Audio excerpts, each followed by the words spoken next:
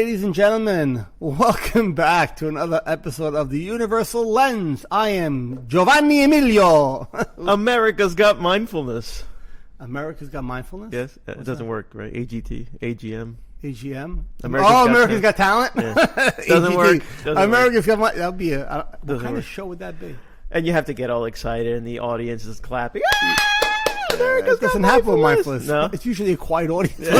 People would just be, America's Got Mindfulness. And there, crickets. And there's Eckhart Tolle walking up. I would like to welcome everybody to the show. That's not too far off. So if we take a moment and bore you to death. He doesn't say bore you to death, but that is how he does kind of come on.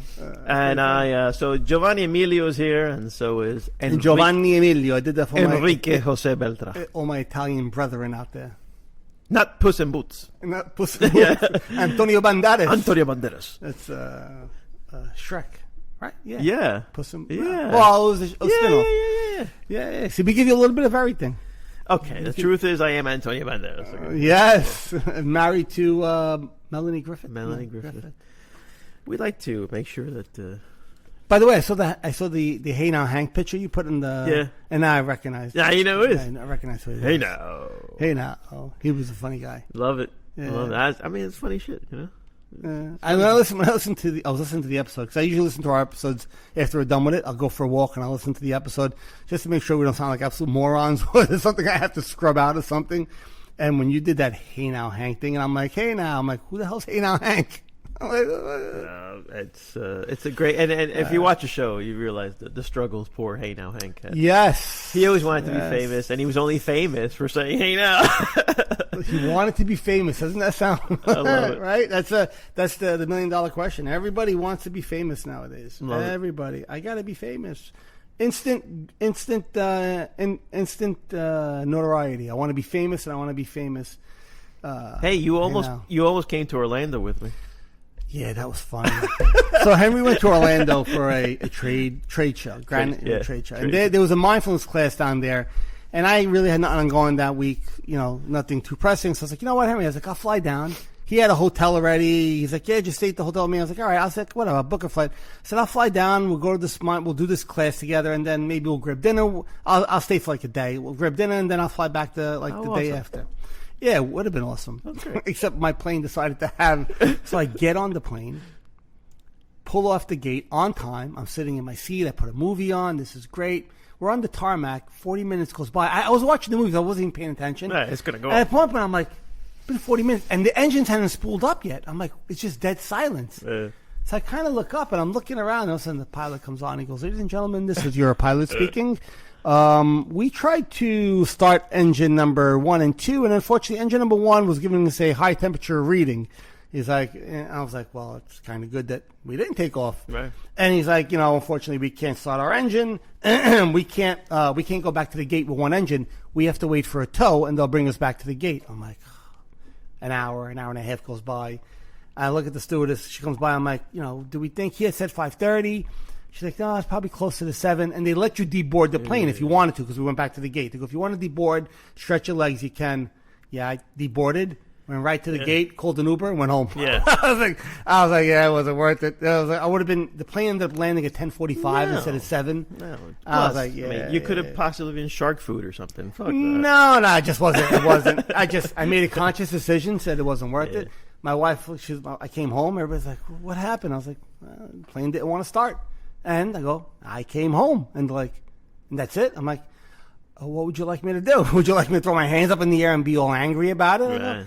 Was it ideal? No. Did I enjoy it? I love planes, so I didn't mind being on the plane. Well, yeah, no. Did I enjoy having to drive to the airport, sit there for an hour, get on the plane, sit on the plane for 2 hours, get off the plane, drive back an hour home in an Uber? No, it wasn't the most enjoyable experience, but it was what it was. It was an experience. We do have to practice what we preach. And I did. I absolutely did. 110% that night. I absolutely practiced what I preached. And then you came home, and you probably had a better time than I did. Well, you were there for work, so. Yes. Yeah. Yes, I was. But I did get, I got some commentary from a guy from Italy who knows about the show. He knows about the show. Now, tell me, Franz? Franz. Il mio amico Franz. Ciao, Franz. But that's not Italian. Well, is it? he's German. Oh, but say Franz. German descent. Oh, okay. His name is Franz Urschler. Yeah, nice Italian name. Yeah, nice. But he's Italian as it gets. Awesome dude. Awesome guy. Known him for years. Nice. Real cool dude. And he knows about the show. That's why he goes, hey, tell me, what are you doing now with the show? The accents. You have this, what is the show? What is? I'm like, yeah, it's a show. It's a podcast about mindfulness. Yeah. And he's looking at me like, what the fuck is what the fuck is a mindfulness? I don't understand this. Yeah, so. Yeah, listen, if we could reach... That's it. Even if we could reach people in Germany, that would be... We do have a listener this week in the United Kingdom. I was just checking before. Okay. So whoever you are, cheerio to you, and I have a theory on thank this. you, you bloke. Yes. I have a theory on this. So, I went to the mindfulness thing. Even though you weren't there, I did go. Yes. Okay. I was there in spirit. You were there in spirit. And one of the people attending the mindfulness thing was from the UK. Oh, really? Yep. And this lady then, pulled me aside afterwards, and she goes, I do have a book. I want to recommend the book for you. The lady from England? Yeah. Oh, okay. Yeah. So she's like, the book is from Louise Hayes. I never heard of it. Yeah, no. So she goes, I highly recommend it, and she goes, make sure you tell your friend about it. So Louise Hayes. Do you know what the name of the book was? She told me the name, and I'll be honest with you, it's not like I whipped out my phone and started writing it down, but I did remember. You didn't whip it out? No, I didn't whip it out. And as you know, there is a certain amount of ADHD that goes around with this fine mind here. Join the club. I think that's why. So Louise Hayes. Yeah, no, I'm not. I'll try to look it up after. But she says, yeah, it's worth it, and that she's a very good author, and it goes along with. It goes along, yeah, and a lot of people are going to do that, right? I mean, there's tons of books out there, there's tons of content out there in this topic. So, I mean, if you're looking, there's not a shortage of material out there about this. This isn't like some. So the difference is that what we do is that even though you have written a book, even though you do have a book out there, it's a different type of book. It's not. It's not a some sort of hey guys, this is a guide into mind. No, it's your story. It's your story. It was a story that evolved into pointers that I realized along the way, and little guideposts to how to approach things. And like Dr. Tatiana had said, it's basically the sauce, that you really enjoy in the spaghetti, and that's kind of what bonded us in this thing where. Mindfulness, oh my God, it's so good. And then we decided to keep going with it, and well, here we are. And I think what happens is that lady, that view we have in the UK is her. Yeah. I think it's her. It's her? I think it's her. Because what else? Queen Elizabeth. Like, aside from my kingly accent and impression, what else draws us to UK? You know what I mean? Like, what else has us there? Nothing. It's just probably this woman. She was from the UK. Well, proper accent and all. That's pretty good. Yeah. Johnny. That's pretty good. Oh my God. So good. Well, I'm glad you were able to attend that and listen in and get a couple things from it. Yeah, and I don't know if she'll listen, but the lady who was doing it was Gianna. Vale. Yeah, listen, we've been Vale Fuoco. Vale Fuoco. Vale Fuoco. The Valley of Fire. Valley of Fire. Ooh, sounds like hell. Yeah. Listen, if we have definitely been, since we started, growing, not exponentially, but we've been growing. So, like we spoke about before the show, we were just kind of going over a couple of things and how we're going to kind of keep evolving as we keep going. Yeah. The show has been growing. We've been getting more and more listeners month over month. It is growing. Yeah. The show. So, and there's more and more people who are listening that we don't know, which is for me, it's a sign of it's reaching people now outside of the circle. Whether that's happened because people in the circle have kind of said something and been like, hey guys, I listened to this, a buddy of mine, or they have a friend who's dealing with a little bit of depression, or they have a friend who's dealing with a little bit of anxiety, or they have a friend who's dealing with a different mental health crisis, or they're just in a place in life where they're suffering and dealing with stuff that's just not ideal. And maybe they told them, hey, listen, this is a podcast, this is what they speak about and how you relate to things that are happening in your life, whether in on a practical level with everyday stuff, or in between the ears, like with mental stuff. So, and it's applicable, I think, to everything, which is kind of great. So it has been growing. So I'm really happy that it has been. We've been trending. Yep. The show, and I'm not saying that to tout us but it's a sign that the content and the things we speak about are reaching people, and it's.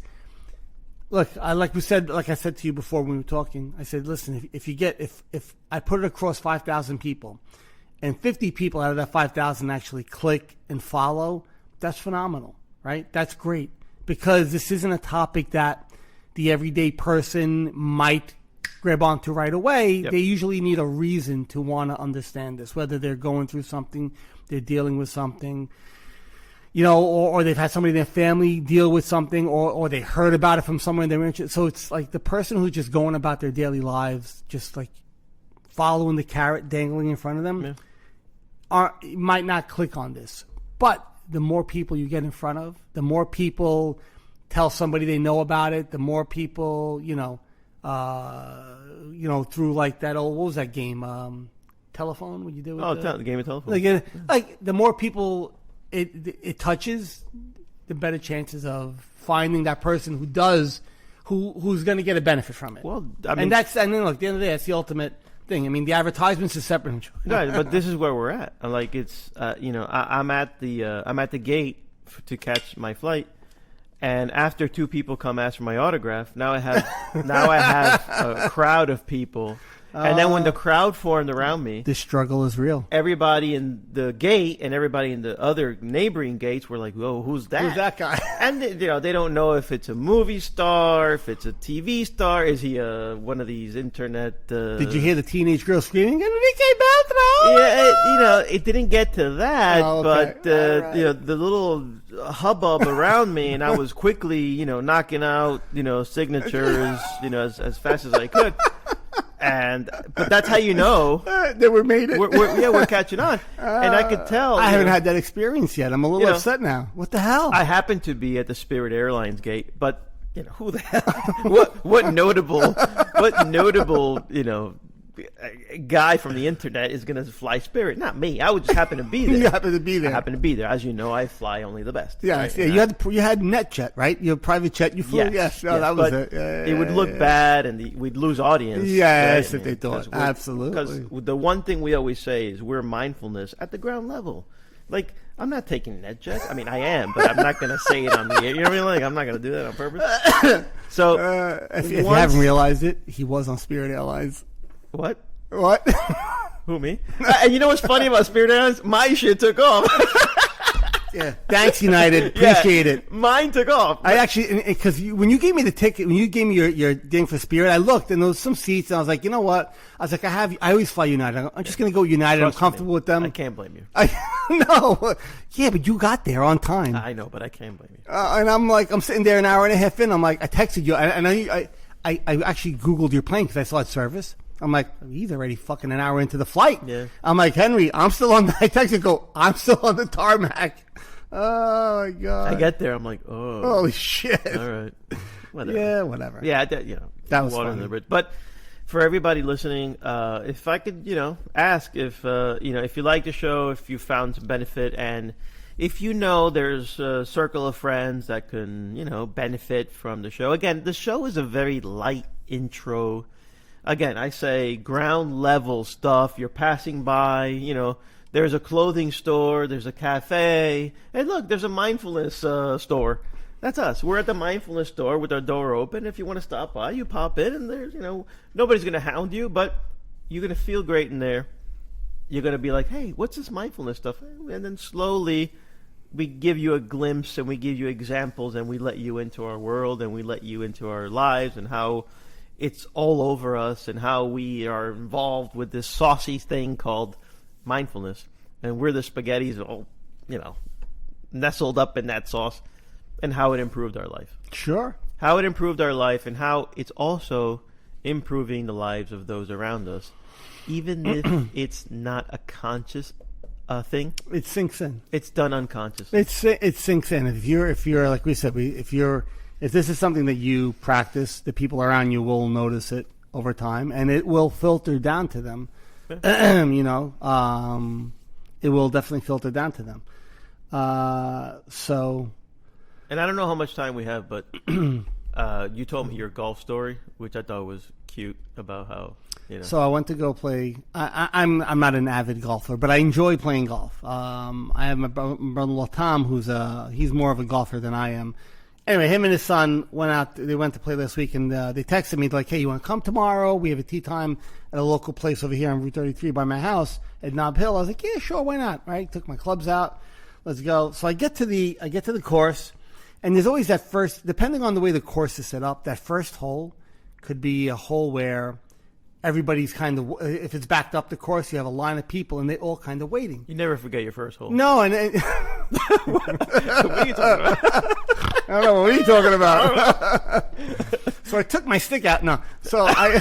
I'm getting ready to tee off in the first hole, and there's a group behind us. And I usually get what's called the first hole jitters, right? Yeah. So in other words, I get anxious because they're watching.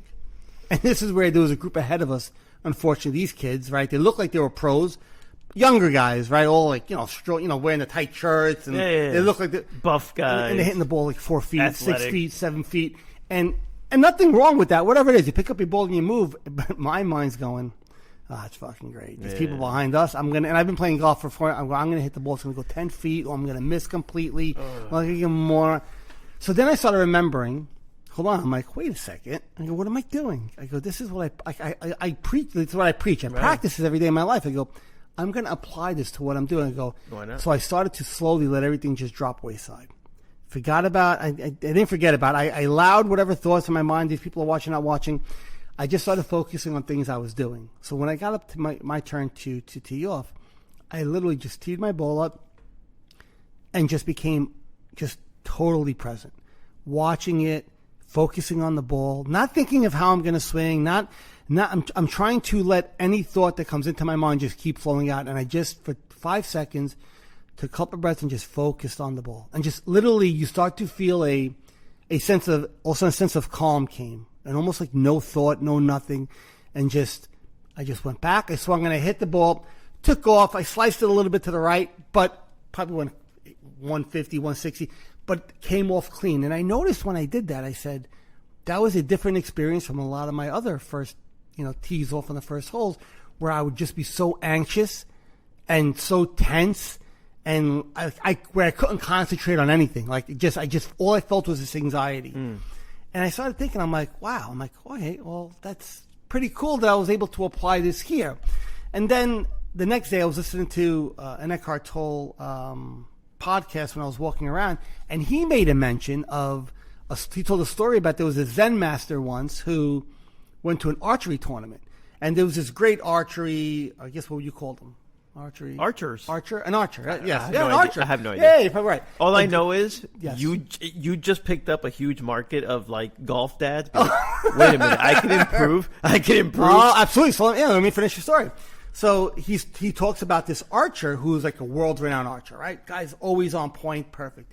The guy's struggling this day, like can't hit a target, falling apart. And they ask the Zen master who's at this game. They go, "Hey, what's wrong with so and so? Why is he not able to, hit his marks today? He's I guess, shooting awful, whatever you would say. Like he's the Mike Trout of archers. Yeah, and he's just having an awful day. And the Zen master says, he goes, he's trying to win. And they looked at him and go, well, isn't that the goal? They're like, no, he's trying to just win. Pressing. And he goes, he's pressing. In other words, he was saying that he has lost his presence and focus of what he's doing, and is trying to, he's like you say, he's pressing. He's trying to push so hard to win. He's focused so hard on winning, on doing, that he's lost the how he's doing it. He's lost the focus on being present. So an archer, a golfer, a baseball player, like a kid. My wheels are turning. When you're up at bat, when you're pulling back on that arch, on the bow and arrow, or when you're teeing up to hit that golf ball, at that point, all the work you've done in practice has been done, and you've learned that muscle memory. In that moment, overthinking or thinking about winning, or thinking that I got to hit this ball great, or I gotta hit that target great, or what's going on around me, it's just going to be utter distraction. Or how do I put my hands? Am I sitting the right way? Okay, wait a second. My back up, my hands like this. You lose complete presence and your mind goes everywhere else where it should be. At that point, you just want to kind of like let everything drop. Whatever work you've done to get where you are has been done. There's nothing more you could do in this moment that's going to make that swing, that pull of the pull of the bow and arrow, the swing of the bat, or the pitch you're going to do any better. You've done that work already in practice. Now it's just to literally focus on your breath, focus on your target, where you want to be, and just not think, but just focus on it and let your body do what it's been trained to do. And most pro athletes will say things like, look, he's in the zone today. When they say he's in the zone, it doesn't mean that the athlete is thinking like a mile a minute. He's got everything like the sign. No, he's in the zone means he's just focused on one thing. I'm focused on one thing, that dot on the dartboard. I'm focused on one thing, the pitcher. I'm focused on one thing. I'm just focusing on the ball. I've forgotten about where my hands are, where my shoulders are, where my feet are. Focusing on the ball. Focusing on that one thing, and I brought my presence right to it. And if you're skilled enough, obviously, I mean, I'm not saying that you could go up and just be... No. But, and I said, that's where I prefaced, that's where the practice comes in, right? That athlete succeeds more often than not when they're just focused. And they're not in their watch, I'm doing air quotes, when they say, oh, he's in his own head today. When they say an athlete's in their head, they mean that athlete is overthinking. They're thinking about pressing about winning, pressing about succeeding, pressing about everything else except for and that's why those athletes who are uber successful tend to have that where they could just let everything fall wayside and they become ultimately present when they're doing that one thing. Now, most athletes, unfortunately, at least the ones you see in the media, don't do that in their day-to-day life. But when they're on the court, they're able to tap into that presence. Well, that's exactly what this is thick. Like, this is a lot. There's a lot going on. I'm serious. Like, okay, now, not that thick. What are we doing? What are we talking about here? Not thick with triple C. Go. All right, here we go. No, this is legit. So when you get to a level, let's say, obviously high school level is one thing, but you're talking collegiate level and then you're talking professional level. You've reached a level where everybody around you has this superhero skill of, let's take it to baseball, take it to the pros.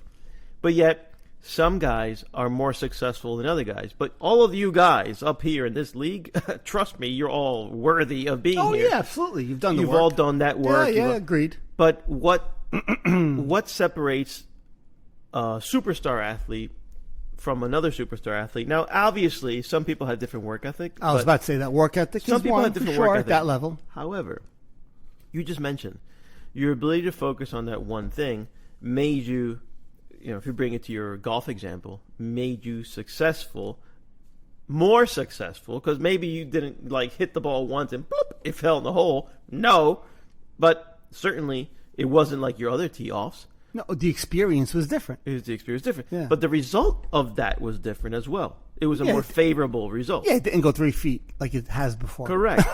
and that's what I'm saying is there could be some athletes that are doing this just by nature, and they don't even second nature. They don't even know it. No, and it's been spoken about where that does happen, where these athletes kind of do that by nature, and where they have that ability in the moment to become just completely present, and they drop everything else aside.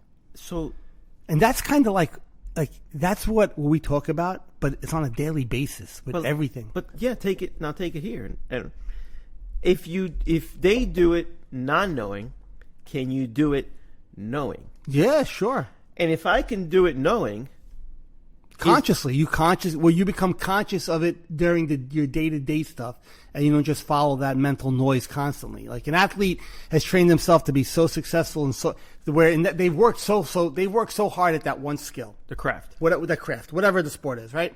They've worked so hard at that one craft where in that moment they don't have this need to think about how they're going to do it. They just focus on that one thing, the ball, the this, the that, the puck, whatever it is, and then it takes over from there, right? That's kind of what we do here, but imagine being able to do that in your daily life, where you could focus on what's going through your head and just pick what you need, pick what's important, and not follow everything else. An athlete does that naturally for some reason. And most masters at their skills, whether they're a chef, an athlete, a writer, a person who does interviews, a reporter, it could be anything. In that moment, they get into this zone where they're focused on, where thought drops out and they flow. They flow with whatever they're doing. The issue is when they're done with that, they go back into the madness of the mind and into the hysteria of the mind stream, and and that's where the suffering comes back in and all that other stuff comes back in. So imagine being able to do what an athlete does in that one moment. And if that athlete would understand that they could do that throughout their whole day, where, so I started the other way. I started it on the back end, like I started putting it in my daily life, and I just realized, oh wait, when I'm on the tee, I could just drop everything off. And again, if I don't practice, I'm not going to hit the ball great. But where I lose that anxiety in that moment, that anxiety, I could make it disappear just by focusing on that one thing. I could not attach to it. And I think sometimes that's where certain athletes or even younger kids, they get up there, they're up at bat, and they're all nervous because they've worked so hard for this moment, and here comes this big pitch or here comes this big moment, and they're attaching to the nerves and the anxiety of succeeding, that they're forgetting to just be present in that moment and experience it and let the work that they've done just take over naturally. And I think another way to say it is there's a lot of busyness in your head. Absolutely.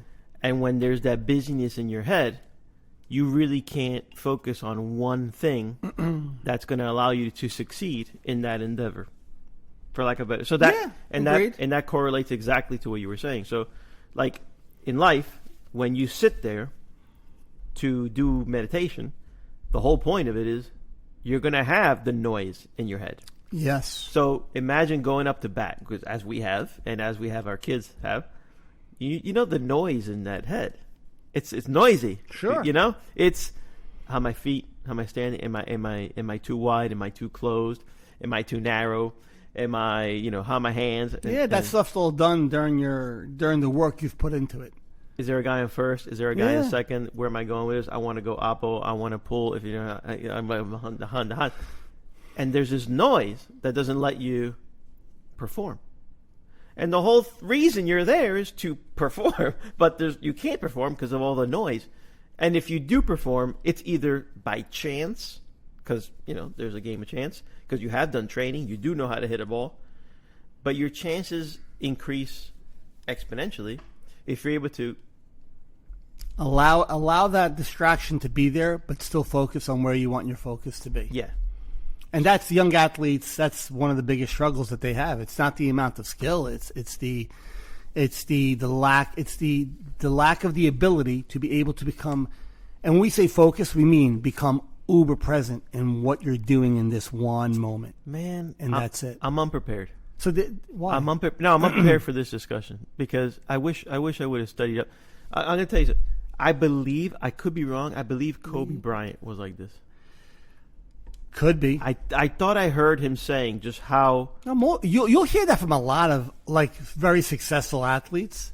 You'll hear that a lot of them. There was a movie with Kevin Costner, and I forgot the name of the movie, where he pitched for the Detroit Tigers. That's all I remember. And and he always had this ability where he would say, he'd be on the mound and he'd hear all this crowd and everything, and he would say something to himself, like drop the noise, and all of a sudden he would just lose. In the movie, obviously it's a movie, they make the noise wither away, and he becomes just uberly focused on his catcher, and apparently he pitches a great game in his final game, whatever it was. But he has that. It's almost he shows in the movie, they depict how you have this ability to let the distractions, while the external noises, be there, but still focus on where you want it to be, and you're just kind of boom, just here. It's just me and this, and that's it. Everything else, while it's there still, my focus isn't there. My focus is here, and that's he's uberly present when he's doing that. I forgot the name of the movie, but I just remembered as you were talking. That's a great Hollywood depiction of an athlete almost getting into what they call, as we said before, quote unquote, the zone. They call it getting into the zone. I love how this applies to sports. Having kids in sports, I love how this applies to sports. And I wish, I wish we can somehow osmosis this into these kids, because look, teach him. But as you know, in case of my son, trains his ass off as far as practicing and training goes. Dedication, super uber. And he also does what do you call it? Jeez, no, I'm at a lack for word. When so he puts up 2 syllables, 3 words. Yeah, I don't know. Believe me, this is fried brain here. When you put up words around his room to constantly remind himself of those words. Oh boy. He puts up words in his room. Yeah, when you visualize something. Okay. So he'll put up positive words. Affirmations? Affirmations. Oh my God, it's Scott Adams. I'm so disappointed in you. You're disappointed in me. Imagine being me. That's your boy, right? Oh my God. So yes. I'm thinking, I'm all I'm hearing in my head is Scott Adams. He's talked about this, Henry. So since his knee injury, he developed this affirmations, and he's really training. Everything's on point. But I believe he used to suffer more because right now he's successful, but about the mental aspect and the ability to have a noisy head when you're up at the plate. It's just a noisy head. No, I know it very well. You've been in the box. I mean, I've had a noisy head for years. Right? So every time you're in that batter's box, like for me, it was a noisy head. Like it was a lot of reminders and a lot of things you were working on. I'm hearing everybody talking to me. Right? On top of everything, you have a coach possibly, I don't know how to do this and do that. Like, oh my God. I believe this mindfulness applied to sports will allow young kids to perform a little. Yeah. So the question is, how do you get a young athlete? And we'll just use the athlete as an example. How do you get a young athlete? I know we talk about kids a lot, but how do you get a young athlete to get into that quote unquote zone? But not just when they're doing the sport, but like have it carry over. That's where I think basic meditation. Want me to tell you how to do it? Is a great introduction for kids. Want me to tell you how to do it? Tell that young athlete his performance will improve by 50 or 75%. Oh yeah, that would work. I guess. Me. Yeah. Why do you'll get their attention? Put it that way. Why do you think that's an attention grab for them? Why do you think at the highest levels people dope? People do PEDs at the highest level because they want the edge. They want the edge. When you tell, hey, dude, I'm going to take your game up 50 to 75% more success rate. You don't have to inject anything in your body. You don't have to take any special pill. Would you like to know? I guarantee you 9 out of 10 athletes would be like, yep, talk to me right now. I need to know what you're talking about. What you're talking about. Mindfulness. And once he learns that skill on the field, he'll take that skill off the field. Well, and that's the key. The key is learning to take that. I kind of did it backwards. I learned that skill off the field. Not that I'm a professional athlete, but what? You're not. When I went to go play golf last week, I actually started during the whole round applying that a little bit more. Now, again, doesn't give you a 100% success rate. I'm not correct. But it took the anxieties away. It made it a more enjoyable. On top, for a person who doesn't, I don't practice often either. So my results can only be so positive because I'm not putting the work in as far as. But it made the experience for me much more enjoyable. I was able to enjoy the round much more. I felt like I was there. I was present more, and I wasn't thinking about, oh, what's this, what's that, who's watching, am I going to do this, is the ball going to go here, oh, that was a horrible shot. I was just present with the actions I was doing. Now, if you you practice more, you craft your skill, your results are going to be better. And if you apply this, it's just going to be that much of an added benefit where you're able to drop the noise and say, body, we have worked at this. We have, muscle memory, and just let it happen. So, but I found the experience much, much more enjoyable. Just kind of being uber present and being like, I'm here and I'm just going to enjoy this and just let it go instead of getting, trying to push away those noises in my head or distract them or just me and this and that's it. I just realized I did something very similar this week in Orlando. I'm there for the convention, but obviously I wasn't there just as a visitor. I was actually working a booth. Have you ever worked a convention booth? No. Okay, it's painful. Not just physically, because you're there for hours on end, and you could be standing for hours on end. There were 2 days I walked over 5 miles. Yeah. So just to let you know, I mean, it's physically, but also it's mentally. Like, it's the biggest you can do. Yeah, I'm sure. So it's a grind, right? There was one day where I said, "How do I change this mentality?" And what I did, I said, "All right, no, this is going to be fun. This is a challenge. This is going to be a fun challenge. Let's see how many people I can talk about the product with, and let's see if I can sharpen my skills as a communicator, salesperson." And when I looked at it from that angle, the negative aspects of being there were drowned away or just pushed aside.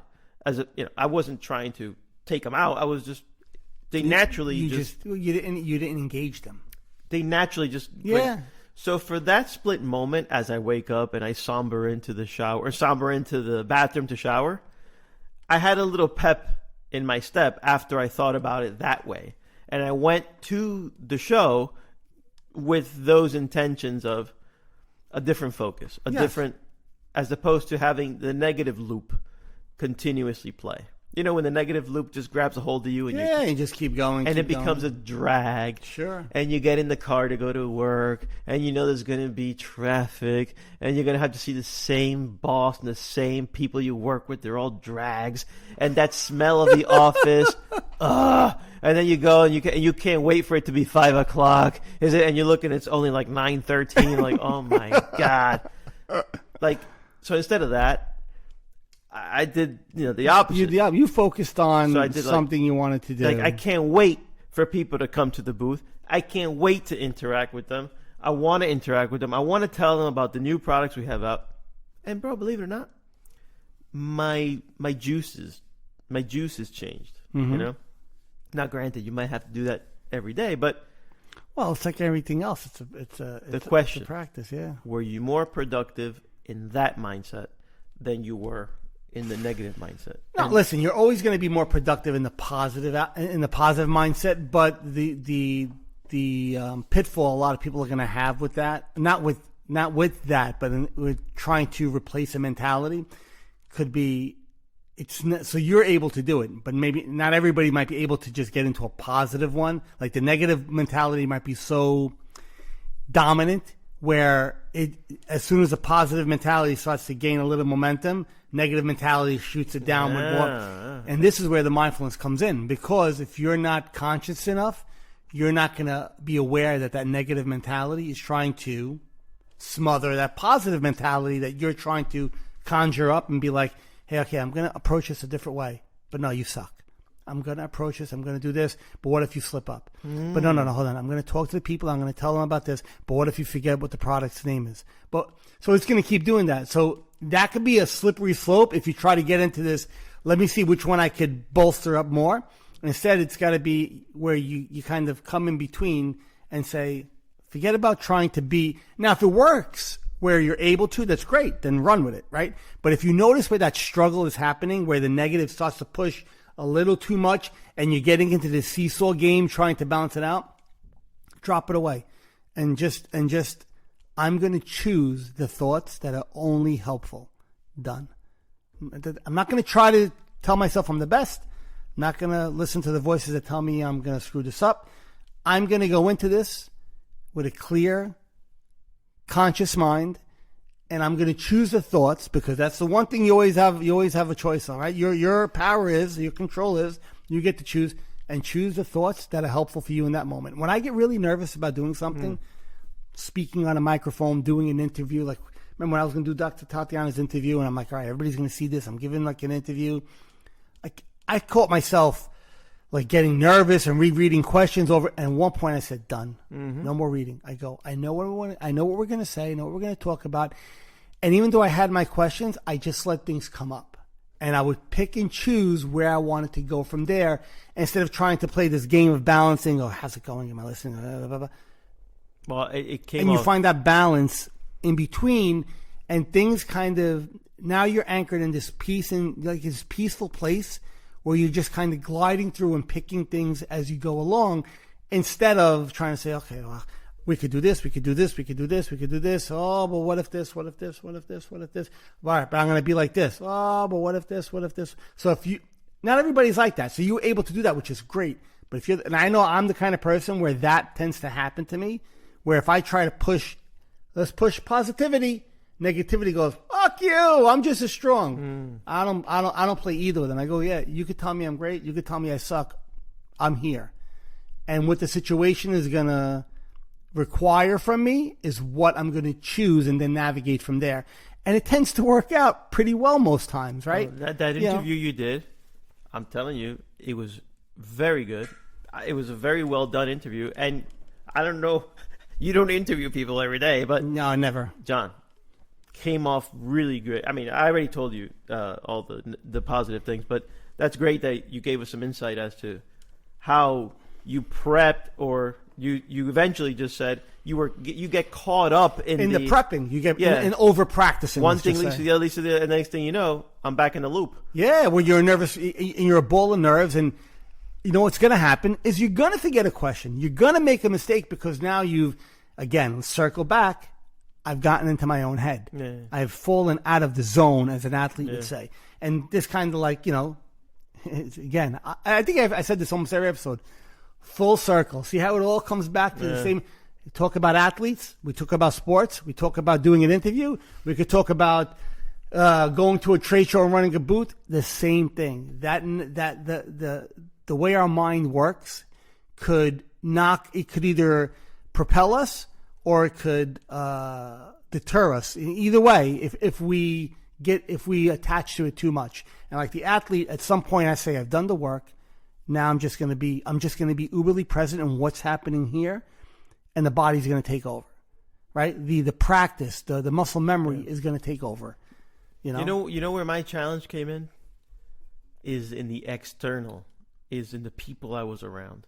So I wasn't alone in the booth. I was there with 3 other guys. People with you, and you're feeding off of their energy. So I was one of 4. And by the way, we had great chemistry. Like, we all got along. We're like, Yeah, you got along with the guys. Pals, but... Yeah, gotcha. But I went there with... And what put that extra pep in my step was that positive thinking about how, I'm going to go talk about the product. I'm going to go sharpen my skill, as opposed to I'm going to go, I dread this. You follow me? So...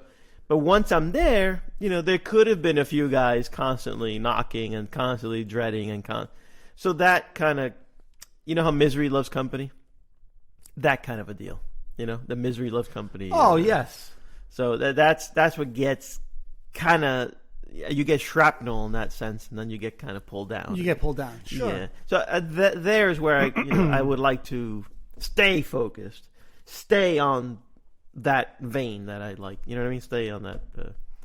But, Well, with practice. Yeah. With practice, it becomes second. So this mindfulness becomes the taking 1,000 swings in the batting cage, pulling on that bow and arrow 1,000 times, taking 1,000 golf swings. Practice, honing in your skill. With practice, daily practice of being mindful and conscious and present and watching your thoughts as they come up, watching your emotions as they arise and not engaging with them, that becomes a muscle memory, right? Where that you've now kindled that awareness. I was talking to my son this morning, and we were having a conversation, and I kind of brought this up, and I said it becomes like awareness becomes a muscle memory where it just happens. I go, and the beauty of it is once you gain it, once you once you become aware that you have this awareness, I go, you don't lose it. It dulls if you don't practice it, but it's like riding a bike. You don't lose it. The thing is, most people don't realize that they have it, and for years and years and years and years. So, I mean, like I said, full circle. We change the topic 1,000 times, and it's always going to come back to this. But this week, it's just another example of take a young athlete, take a professional athlete, right? And I experienced it firsthand. Somebody who's been doing this for a while now, like in a athletic kind of setting, playing a sport or game where I was able to apply it where, normally you're just kind of caught up in the moment. I just allowed myself to become uber present and just drop everything for that 20 seconds. That muscle would not have been strong if not for your daily use of the... No, I've hit that ball 4 feet many a times in my life because of the nerve. Yeah, because of the nerves. Like, literally, I'm just like, where I just go to swing and everything's a mess because I'm just so attached to the ball of nerves that I am. Right. I was able to this time just let it drop. And you know what I'm saying? The muscle, your meditation muscle. My meditation muscle, yeah. The ball could have been an uglier shot, but my experience was completely different. And I noticed that for the first time playing golf this week, and I play golf, I don't play often, but I'll probably play 4, 5, 6 times a year. This is the first time I actually noticed that experience, noticed it, and I was like, wow. Yeah. No, holy crap, I just dropped everything to the side and applied that for these 30 seconds. Like what I do when I have an anxious thought or whatever, or just daily when I'm watching emotions and watching my mind think, or, just seeing the thought streams. I was like, I just applied it here. And maybe I didn't have the opportunity didn't come along that often. So I never really had the opportunity to apply it there, but it was kind of cool. No, but word traveled because, Tiger Woods texted me and he says, "Hey, your friend John's having a great round." And I said, "Really, Tiger?" I didn't realize. Yeah, no, they called me for the PGA Tour, but I had to let go. Yeah? Yeah, I said, no, I'm too busy. too busy. I said podcast, book, and work and stuff like that. I go, I don't have time to play golf with you guys for millions of dollars a year. Nobody has time. No. That's right. Call the next guy. Not for me. I try to tell Tiger, I said, Tiger, listen, my hand is falling off after signing so many autographs at the gate. You understand, Tiger. You get it. He goes, yeah. He says, tell John now he's going to be known for golf and mindfulness. So that was that. I like it. Yeah, cool stuff. Yeah, I like it. I've been trying to incorporate this with my kids, but you have to have a natural flow of it. You can't. It doesn't happen overnight. You don't tell the kid today, and all of a sudden tomorrow it's gone. But if they start practicing it eventually it sinks in. And for the athlete out there who has that ability to do that in the moment, but realizes outside of there, they're anxious, they're stressed about everything. Well, that same mindfulness or awareness or presence you have when you're in the moment and you're able to get into the zone, if you're that athlete that just naturally can drop everything and become uber present, and that's why you're successful, try applying that to your daily life. Try applying that skill that you have and you don't realize you have when you're playing a sport. Apply it to when you have to do things for school, work, when you're dealing with family, with friends, social issues. Yeah. Apply it there because it's no different. You become uber present and you watch yourself thinking now, and just don't attach to those thoughts and focus on what you want to focus on. Whether it's an argument with a friend, a girlfriend issue, a school issue, whatever the issue might be. And you can let a lot of those stresses fall wayside immediately. As you're talking, my wheels are turning. I don't know if you could tell. Cause I see smoke coming out of the headphones. I didn't know if the headphones were on fire. I don't want to make you nervous. There's so many things going on in my mind right now. Like, it's crazy. Because you know how for mindfulness, you need to be willing? You got to have willingness. There's a willingness to yes, so absolutely. There I am. To allow those thoughts to be there. There I am trying to talk to my son or trying to get this through but there has to be a willingness from my son, from the subject, or quote unquote, from the person, for the person. So now, if you were to talk about this in front of a team of, let's say, let's go with it. Let's go baseball team. If you were to talk about this in front of a baseball team, even those that wouldn't have willingness would probably have willingness knowing that there's a few guys on the team that are willing. Does that make sense? So the willingness caught fire. Because if there's a teammate of yours that could possibly benefit from this, again, it's a group thing. It's not an individual thing. Mm-hmm. If you approach this as an individual thing, the individual might go, yeah, whatever. I don't have time for all that. Got it? That's the individual. That's my son, for example, or a kid that I got you. You're just telling him, hey, look, it could improve your game. Yeah, but if you're talking to a group of 20 kids, 20 guys, and they think that a few guys in the team, because they're not interested, individually speaking, they're not interested, but as a group, you form a group think where they're thinking there's going to be guys here that are going to benefit from this. It's going to take their game up. If they're each thinking that each other are going to have a benefit to their game, they're going to be willing. As a group. Well, yeah, that's what you said before. Yeah, where But this is psychological. This is very nerdy stuff right here. Where the group, again, if you stand, I've said this example before. If 100 people came to see a magician, all right, I saw David Copperfield live. So David Copperfield going back in time. Sorry. Well, David Blaine. All right, even David Blaine's an old man now. No, but at least younger kids will know who he is. Well, let's go with that. David Blaine sold out a show. Yeah. Right? There's 2,000 people in the audience. But before he comes out, me and you come out, and we say, how many people here, have suffered from anxiety? And we do that in a group, it'll catch. It'll be more accepting. Individually, just pick a random person.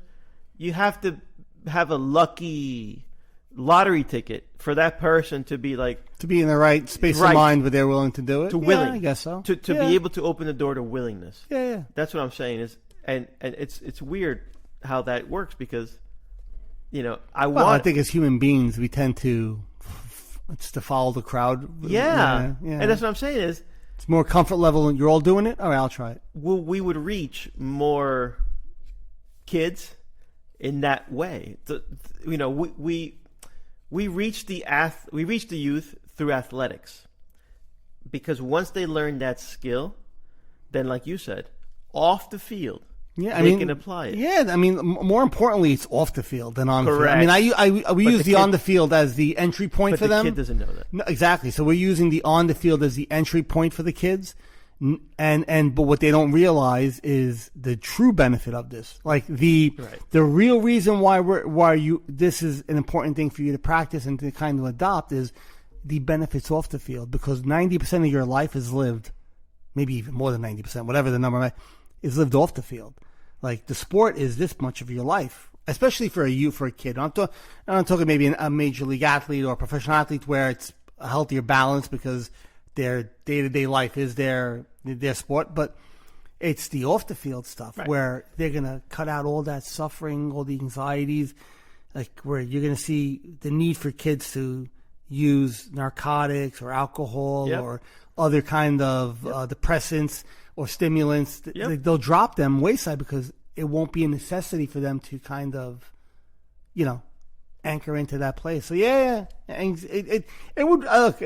I guess it does have merit to say that if we could reach them on a group level, if you're a coach, I mean, not us because we don't have access to teams, but if you're a coach and you're listening, or you're a person who has a son on a team, talk to your coach about it. Hey, listen, is there any kind of mindfulness activities we could do with the kids to kind of teach them to kind of become a little bit more present? And you could use words like, how an athlete finds the zone. A lot of kids don't have the ability to find the zone, but the zone's there. You just have to notice it. Like, do the work when you're practicing. That's where the work is done. I would have loved to have done this experiment back in the days when we had the team. Yeah, well. Right? Yeah, especially when they were younger. I think, look, certain kids, I know parents of certain kids have had their kids practice meditation. And again, we use the caveat of, hey, your on-field success could be better. It's not right? But it's a great worm on a hook. It's a great worm on a hook, absolutely. But that's not what it's like. It's not about it's not about your success rate maybe going up. It's your experience is going to completely change. So even if you were still going to bat 250, or you're going to bat instead of batting 350 or 400 for a baseball player, let's just say, but your experience is a different one now because you're not attaching to those labels and those judgments in your head. You're actually going to enjoy the experience more, and chances are you'll probably have more success if you put in the work in also, crafting your skill. But it changes the whole optics of, wow, this was a great experience when it's over, instead of, oh my God, this was horrible and I sucked and I'm the worst and I didn't get the D1 scholarship, or I didn't get this, I didn't make the team, I'm not a starter, I'm on the bench. Like that all, Okay, it's not about that. It's about when you're freaking dead someday. It's about how was your experience? Your experience of what you did on this planet. What was it? Was it you succeeded at everything? Okay, it's great. You succeeded. But how was your experience? It was stressful. It was stressful. It was stressful. But I succeeded. But you had a stressful experience. So I could tell the same person, did you succeed? No, not all the time. How's your experience? I loved every minute of it. Why? Because I was just present. I was there. I didn't listen to the labels that said, I didn't succeed, I suck. I did succeed, I'm the best. Right? I kind of towed that line right in the middle. And when it's all said and done, your experience is a much more wholesome one, quieter, peaceful one. You're fulfilled no matter. You're fulfilled no matter what. Whether you reach the top of of Mount Everest or you don't, the journey is where it's done, right? So it's important for that would be very important for a kid or a young athlete to understand, because when their collegiate or when their high school experience is over, right? Like your son, right? They're finishing their high school experiences now, right? My son's already in college. But when that experience is over, you can look back and say, was it enjoyable because my team did well? Or was it an enjoyable experience because my experience was one that was just a great one? Yeah. You know what? And winning makes everything better. I know I've heard that 1,000 times. I get it. Winning makes everything better. But winning doesn't make the individual experience better. Winning makes the group. Yeah, the team won. That's phenomenal. And that's the goal, right? That could be that's definitely a goal that you're going to want to have. But your experience as a person in that event is only dictated by how you approach it. Whether you win or lose, whether you bat 1,000 or you bat 200, the ultimate experience, the quality of that experience isn't just dictated by the success. It's dictated by how you approach each moment and each event that you're in. Yeah. I as you spoke, whoa. The mic was dropped. As you spoke, man, I just did a quick little balance sheet. We'll wrap it up then. No, I just did a quick little balance sheet, and all these things are permeating my son. Because permeating, that's word. Oh, you like that? Vocabulary is my thing. He mentioned to me how special this last season is. He goes, "This is my last high school last year. season." Things aren't going perfectly his way, but he's doing well. But it's not perfect. But he's able to tell me through the ups and the downs, and that's key, right? Through the downs also. He's able to tell me how he knows this is that, and he just wants to soak it in. Yeah, and he goes, I'll never have this again with this group of guys. No, absolutely not. At this moment, what we're about to do, interesting. I'm like, okay.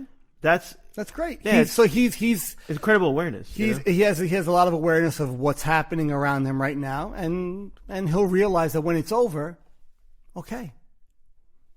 And that moment has passed, only for another moment to come. That's crazy. Right? We don't attach. So like the key for a kid like that, or a bunch of these kids, is not to. You ever hear like the story of, oh man, when I was a high school, whatever, those were the best days of my life. Al Bundy, right? The whole Heisman, right? That was his whole stick, wasn't it? That was his whole thing. Oh, the down 4th and 1 at the goal line, and he relived that story constantly because that was that for him was the highlight of his life. Yeah. But no, that was a great moment for him in his life. But you allow that moment to pass now, and you just become engrossed in the next moment. It's not saying we don't have those memories and we can't enjoy them, but when you have identified that was when Cookie says, this is a great experience, okay, that's awesome. Like, he's not saying, Dad, when this is over, it's going to suck because this is the best thing, and what am I going to do after this? Because that's an attachment to this moment, and you're holding on tight. Instead of him saying, Dad, this is great, and I'm appreciating that I'm with these guys, and these are a lot of old school friends, and we're having a great season, and it's just, I know and I'm aware that this isn't going to last forever. So that's a higher level of thinking already for your son. Yeah. Where he's not gripped onto this, he's flowing with it. And when it's over, he flows into the next thing, right? And you have those memories and they're nice, but it's not going to be like, well, what do I do when it's over? That's where you kind of, when you hear that kind of language from somebody, what do I do when it's over? Wow, there's a huge attachment to that. And that's going to cause you suffering because now you don't want to know your life is just here, like there. It's not going to go anywhere else. It's going to be, well, this was the highlight of my life. Oh, we should just fucking die today. Like that was the highlight of my life. Every moment is a highlight of your life. You know what the highlight of my life is? Now. You know what the next highlight is? Now. Have there been great moments? Absolutely. Phenomenal moments along the way. Have there been shitty moments? Absolutely. Plenty of them. This is the highlight of my life. Yeah. The next moment, the next highlight of my life. Wow. I hope my wife is listening. Because, we as parents, we get caught up. We get caught up and we start looking at their baby pictures. And you go, we've talked about this before. Yeah, John. And the iPhone makes it worse. Today's memories. Look where you were in 2003. Remember my wife shared a picture with us both. Remember the kids? They were extremely cute. That's cute to see that. Absolutely. But I'm nice. Watching my wife is anchored into this past. And it hurts. You know why? It hurts. Because the big one is about to leave the coop, the nest. Oh, the first one. Yeah, we had that last year. Yeah. The big one is about to leave the nest. And Mama Bird is not handling it well. Well, okay, and then that's right? So it's natural for a mother or a parent to have anxieties when their child's leaving the nest, but get the fuck out. And I'll tell you why. That bird's got to learn how to fly in its own. Absolutely. Fly, little birdie. And you know what? Eventually they fly back to visit. So don't worry about it, Mama Bird. They always come back to say hi. Yeah, I know. But so shut your memories off on your iPhones. If that's a piece of advice I could give you. They're cool, they're great, but unless you're able to look at them and go, how beautiful is that? And then put your phone down and be like, all right, or get caught up in 4 hours. I don't know how we segued into this, but let's cut the cord right here. Yeah, we just hit the hour mark. All right, so we did. Yeah. Oh my god. So sorry. No. You know what? I'll never apologize for good content. Oh yeah. Sometimes you know what it is. I would love to say we could cut it off at 40 minutes, but if at 40 minutes it just doesn't make sense, there's a point, and if we don't reach if we don't close that circle, it just doesn't. It just doesn't feel right. I know. We have to close the circle. We closed the circle 10 minutes ago. Then we just went off on another rant. Yeah. It's like that booger. You're trying to get that booger, and you're getting little ones, but until you get that big one, the one that's blocking the passage.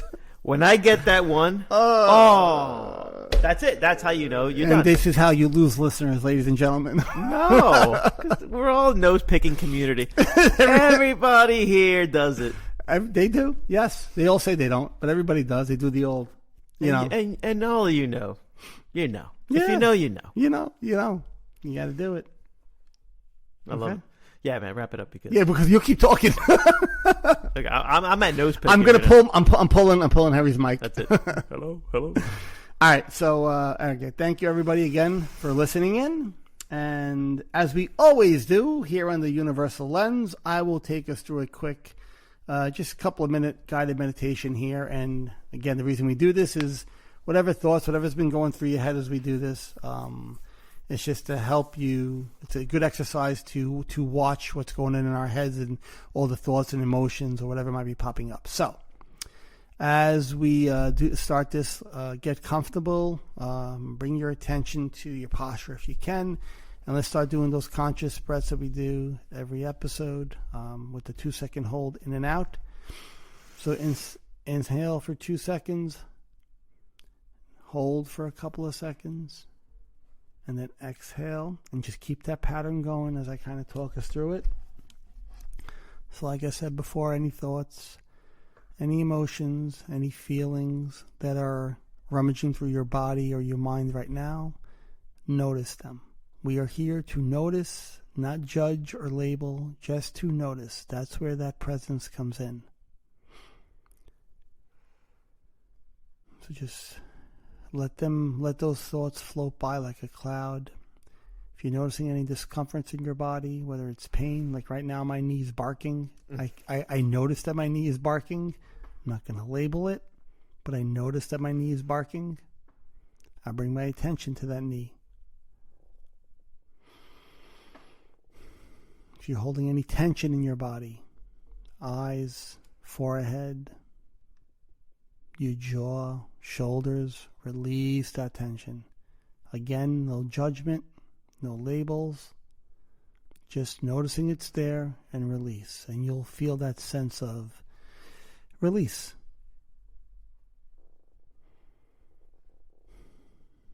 Just take a couple of more deep breaths.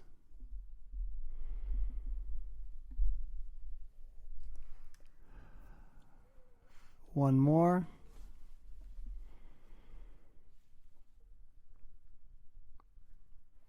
And exhale. Slowly open your eyes. If you want to stay here for a few minutes, absolutely do so.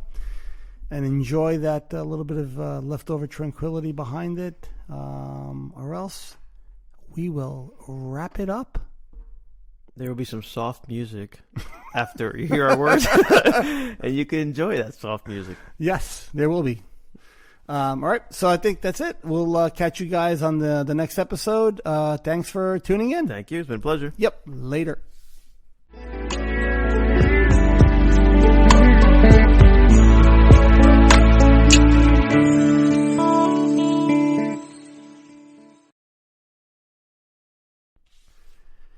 The insights and discussions that we speak about on our show are our own opinions and based on our life experiences. If you or someone in your family or someone you know is suffering and in need of help, please get them that help through medical attention or seeking proper therapy. Again, what we speak about are based on our experiences and not intended to be taken as a form of therapy.